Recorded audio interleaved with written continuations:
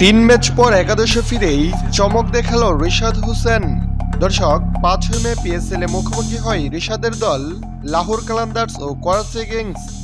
High voltage এ ম্যাচে লাহোরের একাদশে ছিলেন রিশাদ হোসেন। এদিন আগে ব্যাট করতে নেমে বৃষ্টি বিঘ্নিত ম্যাচে 15 ওভারে লাহোর তোলে 160 রান। এরপর সে রান রিশাদরা ডিফেন্স করতে নেমে ইনিংসের সপ্তম ওভারে বল হাতে তুলে নেন রিশাদ হোসেন। আর বল হাতে নিয়েই উইকেটের দেখা পান তিনি। রিশাদ তার চতুর্থ বলটি নিজের বুদ্ধিমত্তায় দারুণ এক ডেলিভারি করেন, আর তাতেই বোকা হন করাচির ব্যাটার জেমস ভিন্স। সীমানায় রাজার হাতে ক্যাচ তুলে দিয়ে ফিরে যান তিনি। তাতে নিজের প্রথম ওভারেই উইকেটের দেখা পান রিশাদ হোসেন। এদিন নিজের প্রথম ওভারে 7 রান খরচ করেন রিশাদ। এরপর নিজের দ্বিতীয় ওভার করতে এসে 13 রান দেন তিনি। ইনিংসের 11তম ওভারে নিজের শেষ ওভারটি করেন রিশাদ। ওই ওভারে খরচ করেন 8 রান।